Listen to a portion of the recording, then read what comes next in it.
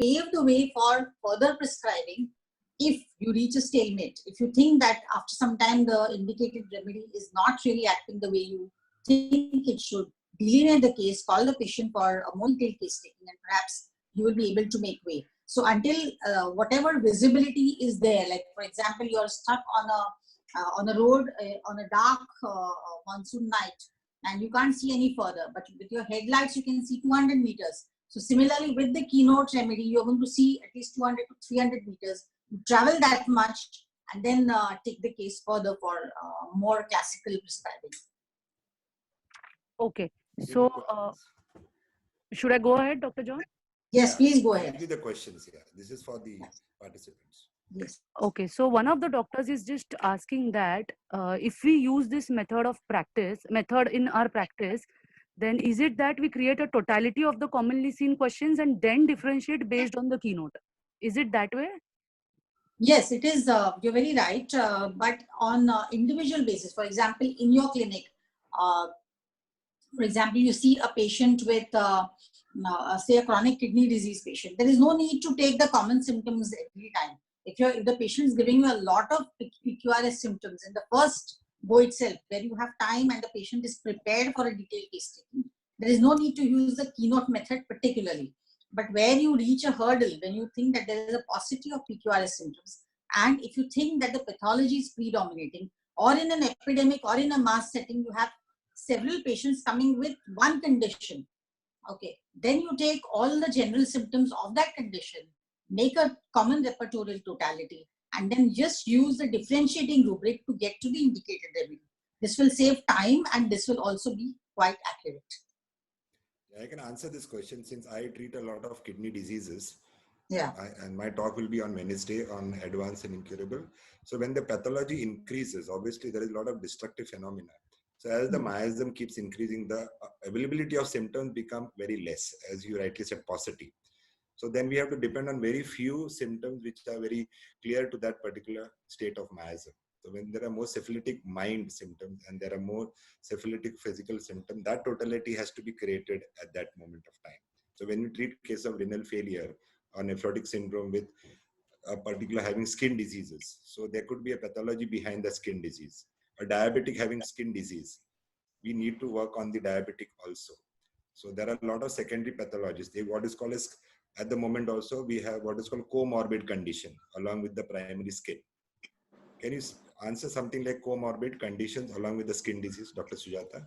I think, Dr. John, what we will do is I will ask you this question when you are going to be taking. Let us. We have a lot of questions from other people, and I think let them give us. Yeah, okay, fine. Thank you so much. Yeah, we'll take it on Wednesday. Yeah, thanks. Yeah.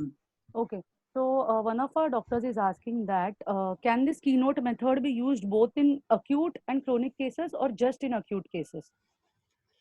Now see here what happens is that it can be acute and chronic, or it could be chronic. It is the way the patient presents himself. For example, in rural Konkan where we are practicing, every month we are going and we are getting these patients of resistant, and now we are getting several other patients. This is the initial years where we are only getting skin conditions, and that too after the dermatologist said that okay, now nothing can be done with allopathy, now you go to homeopathy. So this is how the patients used to be referred to us. So they were chronic conditions and they were resistant conditions.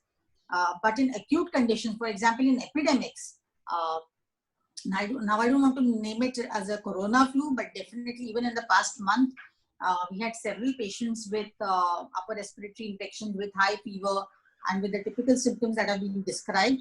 And we drew a common totality. And after drawing the common totality, we still applied the individual method by applying the differentiating rubric and getting to the indicated remedy, which was suiting the patient at that time. So this can be used in acute and chronic, or chronic conditions, in every condition, but where you're not getting enough PQRS symptoms. You're probably getting just one or two symptoms which can help differentiate the remedy from the others. That's how it is. Okay. Next question. Dr. Kamath is asking that about your experience on the role of nosodes and sarcodes in dermatology cases through this keynote method of prescription. Now, yes, this is very interesting. Thanks for that question. what we do is in this particular setting where we are applying the keynote method, we are taking the general symptoms of the patient. Now, when we take the general symptoms, more often than not, there are certain nosodes which may have affinity for that particular organ. So, for example, the skin, and that is going to come up. For example, bacillinum will invariably come up in all fungal skin infections or most of the skin infections. You can have meadorhinum which comes up in a lot of conditions, especially in female disorders. For example, in PCOS, we found that meadorhinum was coming up very strongly as one of the remedies because of its strong affinity for the GU tract. So, in a way, it's the indicated remedy, and it is incidental that it is a nosode. So, but it's still one of the, so most of the well-proven nosodes can be used by themselves as the indicated remedy. But as I said earlier, is that we can use them as intercontinent remedies to help the indicated remedy work better. Okay. Ma'am, what is your experience about LM potencies in this keynote method of prescription? No, I have not used LM potencies. We have used only 12C and 30C for logistic reasons actually. But perhaps if, because there's not just paucity of symptoms, there's paucity of funds also. So in places like in mass community settings where we are actually, we have to treat the patient totally free of cost on an honorary basis. So we are allowed only certain kind of medicine, certain potencies. So we are using only 12C and 30C, and most of the cases where I've used the keynote application, this is just enough. The potency is more often than not overemphasized, and it's only in cases where you actually reach huge hurdles and you think that your remedy is at perfect, but it's your potency which is at fault, which is again a very big question mark. That is when you need to work on LM potencies, or in very, very sensitive individuals. But in such kind of settings, I think 12C, 30C is working perfectly well. Okay. So, Next question. Dr. Deepthi was asking that how do we find out the PQRS symptom and apply it as a differentiating rubric, especially when we try to prescribe in a case with the keynote method? Right. So in the keynote method, see the crux of keynote method is to take out that one, to sift that diamond from all the pebbles. So you have several pebbles, okay, looking like each other. And what the discerning homeopath must do is to find out that which is shining, which is the one which is the diamond, and pick it up and apply, because that is going to give you the indicated remedy. And as I said, it could be anything. You just have to be observant. You don't have to even ask questions. Very often than not, patients are averse to even being questioned in such settings, because they are farmers, laborers, people come from lower strata with very strong maintaining causes. So you can't really do anything much about that. But you have to find out whether there is something peculiar about the patient. It could be the way he expresses himself. It could be a physical modality. The patient may tell, okay, there are generally 4 questions we ask such patients. What is your chief complaint? Since how long have you been having it? What makes it better? What makes it worse? Okay. And what generally, how do you feel with it? आपको, if it is Marathi, तुम्हाला ह्याच्यामुळे काय त्रास होतो, आणि हिंदी याच्यामुळे तुम्हाला काय, तुमच्यावरती काय परिणाम झाला? How does it bother you? This is how we ask them. And with these 4 questions, you will get everything that you need, every information that you need. So some patient will say that it has turned my life topsy-turvy. Some patient will say, I cannot get distracted. All the time my mind is only on that. Another patient may say that it's so embarrassing because I keep scratching in front of everybody. I'm working in a shop, or I'm working as a salesperson in a shop, and I have to keep scratching. And with this, I think I'm going to give up my job because people are going to notice what I'm doing all the time. So then that throws up another list of remedies. You can come up with sulfur, you can come up with calcarea carb. In one case where we found that this remedy was not amongst the 15 or 20 remedies, but it was a very PQRS symptom, and that's an extreme embarrassment. And we gave this patient Ambra Grisea, although it did not come in any of the 15 or 20 common remedies that came up during general deputization. So this can happen. So all you need to be is observant and pick up something that is very peculiar about the patient. Okay. And the patient is going to give it to you. Okay. So another Any query. more questions? Yes, sir. So another query coming up here is that, ma'am, do we have to consider symptoms of the underlying conditions like hypertension or diabetes when we use this method? Very good question. For example, you're doing a diabetes camp, for example, okay, a homeopathy camp for diabetes. Now what happens is that every patient who comes to you is going to be diabetic, obviously, because it's a diabetic camp. So he's going to present with symptoms of diabetes. And what are they? They might be weight loss, or they might be tiredness, or they will say my blood sugar is increasing, it is not coming under control. Or may come up with some kind of a comorbidity, like a skin problem, or a respiratory issue, which is not going because his diabetes is not coming under control. He says, my doctor says कि पहले diabetes control में लाओ, then this will get better. So these are the symptoms which are pertaining to the diabetes. So these are common symptoms. You could take them the way they are and draw a general repertorial totality from that. And there might be something, as I say, again, pick up one of those, it could be an uncommon rubric. For example, the patient says that, they say that in diabetes, people get very hungry, but I have no hunger. Or patients say that they have a lot of thirst with diabetes. But I found that since my sugar has gone up, my thirst has come down. Immediately the antenna of the homeopath must go up, and he will think of the remedies which are peculiar. So remedies which have low thirst and diabetes. You can think of remedies like Nux vomica, Nux moschata, you can think of Apis. So these are the remedies that may come up quickly. So I think this is how you can apply the keynote method even in pathological conditions like hypertension and diabetes. Okay. So another question is that how important is it to consider the mind of the patient when we prescribe by this method? Yes, again, a very interesting question, because the mind of the patient, the mental symptoms are always important. But what happens in pathological cases is that very often you are not going to get characteristic mental symptoms, because the pathology or the pathological symptoms are so overriding that the patient's entire energy, his symptoms get focused around that. But whatever is the associated mental state with that problem, that is something that the homeopath can pick up. A patient may get sad or dejected with his problem. One patient may get irritable with his problem. Another patient will get withdrawn with the problem. A patient gets very anxious with the problem. So you have to pick up the mental state that goes with the problem. Not every patient will, for example, a skin disease, not every patient gets embarrassed the way the others do. For another patient, it may be the fear that it may turn up into something else. For another one of the patients, it may be extreme anxiety. Extreme anxiety is, for example, in vitiligo patients, we find that the patient is extremely anxious that it may turn up into something else. Invariably remember that in a lot of cases, the person who accompanies the patient is also going to express his symptoms. So ignore that person completely, ignore the relative. You have to only concentrate on what the patient is going to give you, because you have a very limited time to zero down on the indicated remedy. So just pay attention to the patient's body language, his verbal expression, if there is any, and his mental state, the way he expresses himself. So mental symptoms obviously are important, and they are the ones which are the cornerstone of the homeopathic prescription.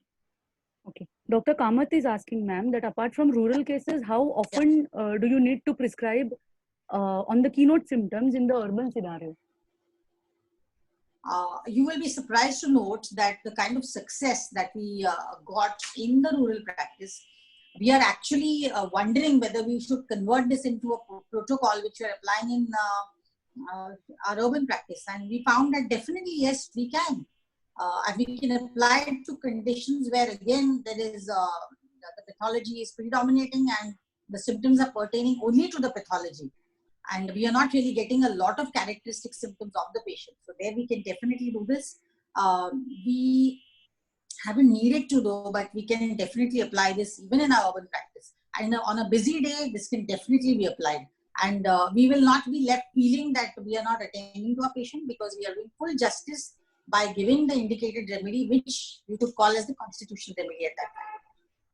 I always believe in this case, I believe in George Vitulka's theory, where he says that the constitutional remedy does not have to be the remedy which will last the patient through his life.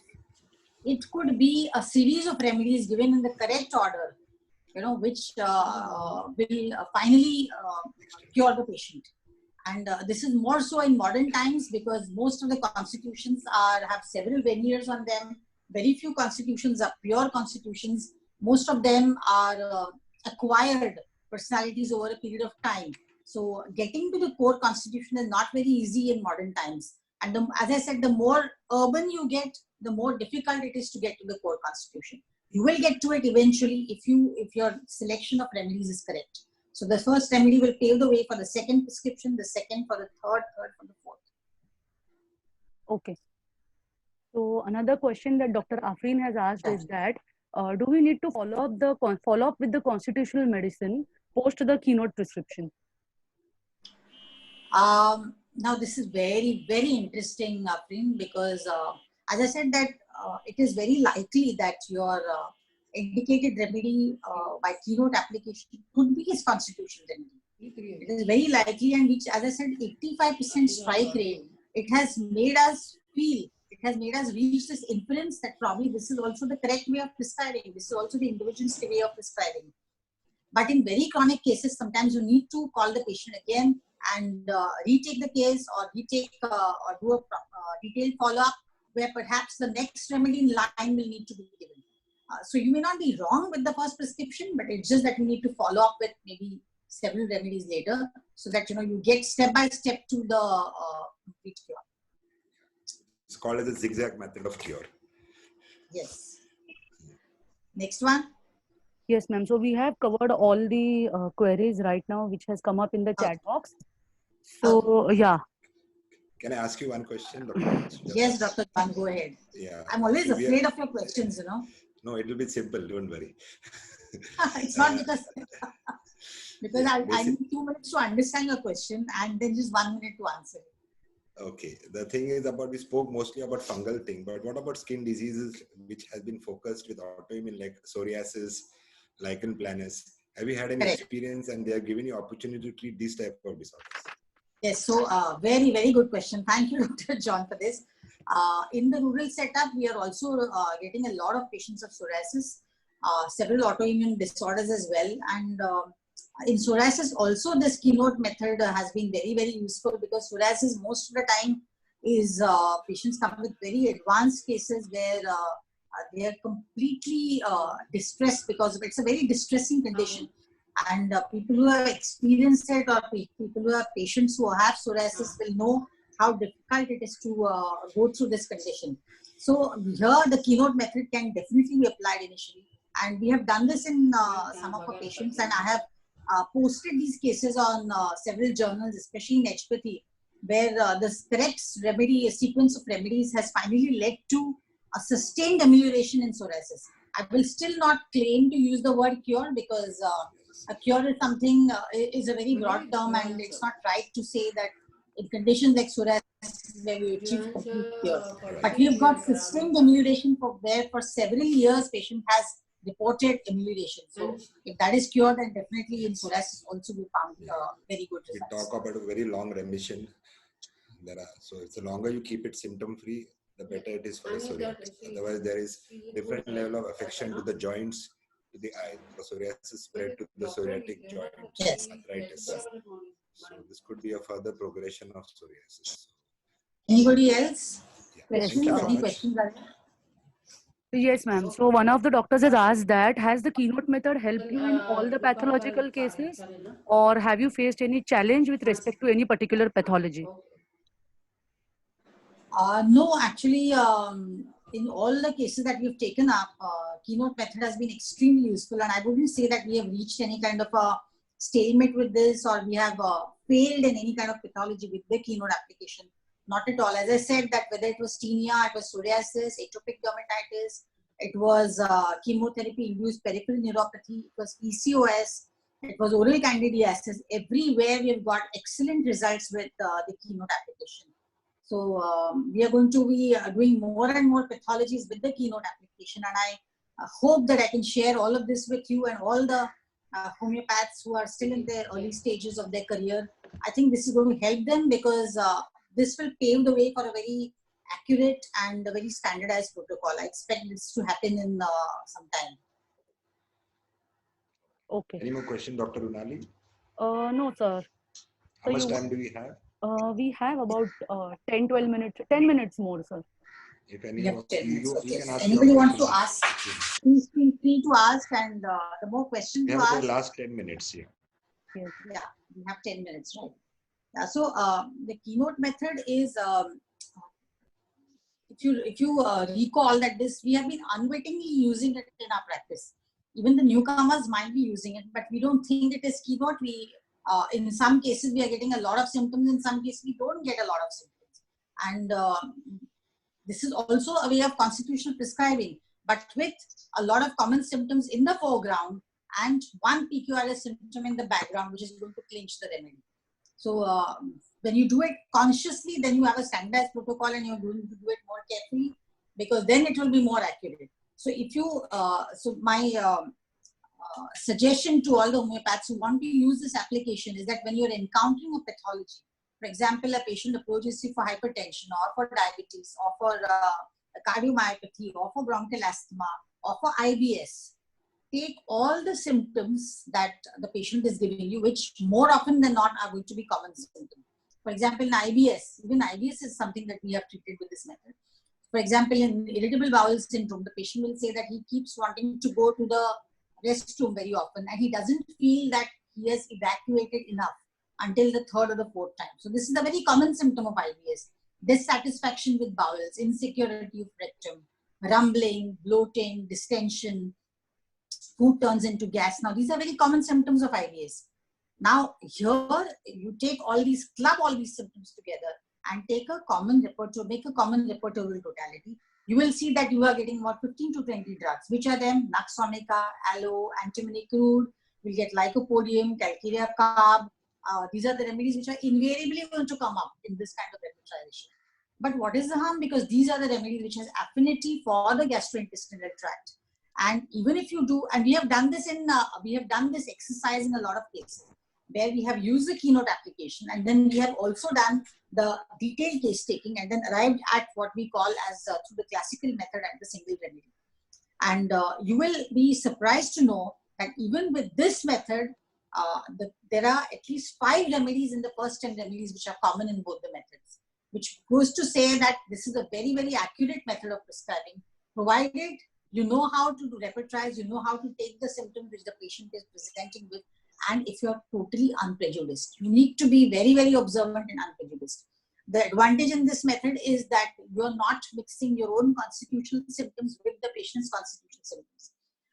Your perception does not cloud what you're going to take from the patient.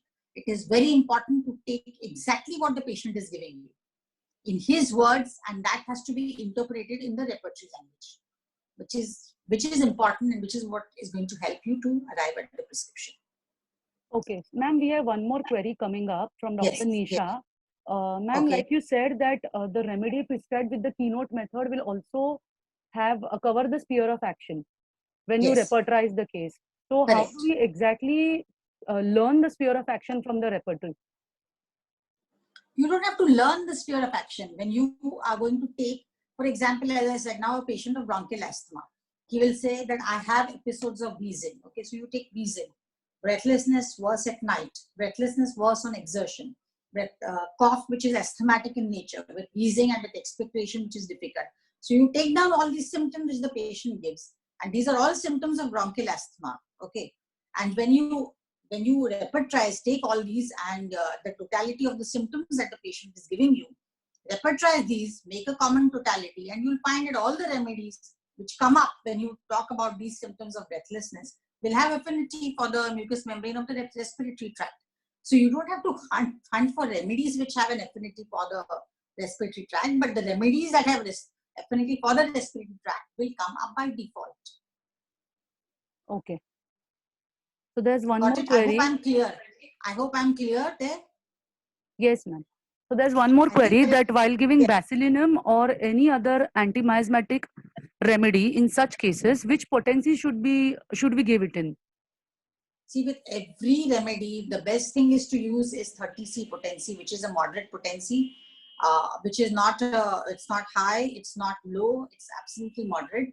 And even with Basilinum, because here, if you're using Basilinum as an indicated remedy, you have to forget whether it's a nosode or whether it is a constitutional remedy or whether it's a mineral or whether it is a plant. Forget what it is. If that is the indicated remedy, you're going to give it in the same way that you would give any other remedy. If you're using it as an intercurrent, for example, as I said, that a patient who comes after 3 or 4 episodes where he has been better, but now the amelioration is stalled. There is no further improvement. So in such a case, you think, and then the patient says that there is a history of tuberculosis in the family. When you take a little more detailed case taking, or there is a contact with a case of tuberculosis, and you think that yes, this Burnett has said that any contact with tuberculosis, think of bacillinum. So here you're using bacillinum as a specific, as an intercurrent. Here you can use it in a high potency like 200 or 1 m, give a single dose and wait and watch. The patient may come back with more amelioration next time, and he may still come back with the same symptoms. For example, if you've given him CPR, he will still come back with symptoms of CPR, but this time we'll find that CPR helps the patient to get better. Okay. That's all with the questions, ma'am. Okay. Yes. Yeah, And, that's all, Dr. Runali. Right. Yes, sir. Somebody is asking about local applications. I just saw that question on my Yes, board. sir. Yes, ma'am. Yes. So although we don't encourage or recommend local applications, but we have found that in rural cases, now this is a very practical problem. Remember this, is that all of us encounter this, we are afraid to express this. But we have a lot of patients in our rural practice who say, tube de do humko, lagane ke liye kuch de do. So unless you give them something, they are not happy to apply, because they feel that is the medicine, the one which you give is not the medicine. So I suggest that in such conditions, what you give for ingestion, you can give as application.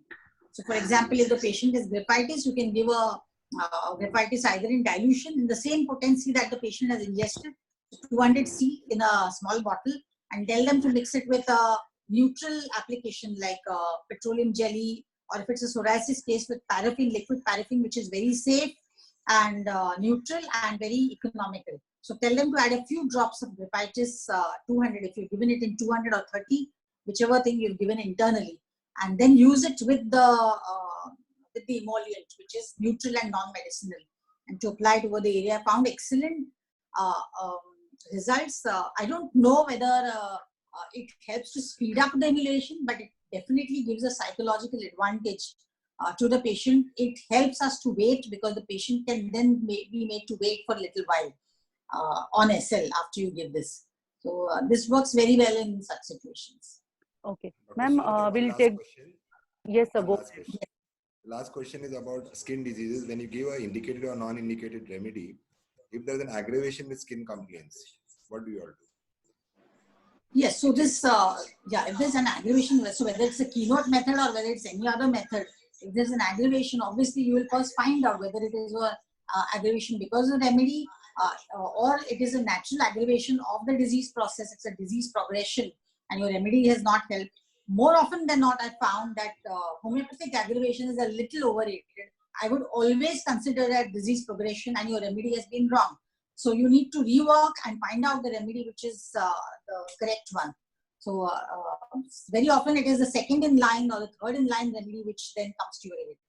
So very often it's the disease progression which the incorrect homeopathic remedy has not helped.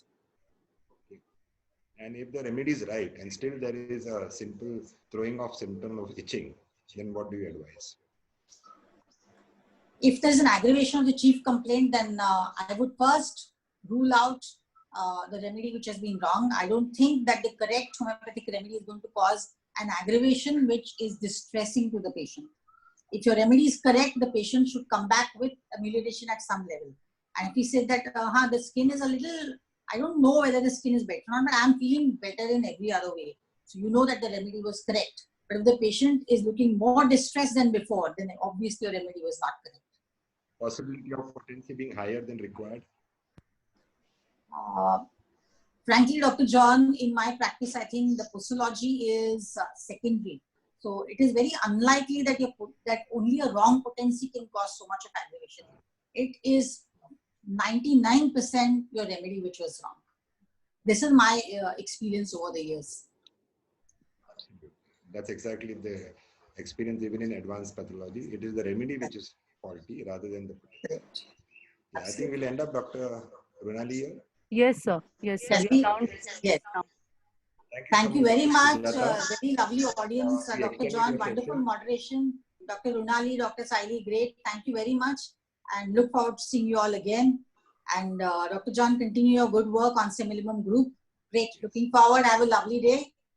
Bye-bye. Yeah, we'll have one more session tomorrow. The third session will be Dr. Menon. I'll update you on the group at 11 o'clock. And there will be one session every day. Wednesday will be my session. Thursday, I'm planning out one more doctor. Saturday or Friday, we have Dr. Kamlesh Mehta, who will be speaking on repertory, the use of repertory. He is a teacher in repertory at the CMP College, vast amount of experience. So we have one program every day lined up. So keep your schedule free between 11, 12, or sometime it may be evening also. Thank you so much, Dr. Sujata. Thank you very much. Thank you so Doctor. much. For all your pains and efforts. It was wonderful. I think everyone coordinated. And all the participants, thanks for your time.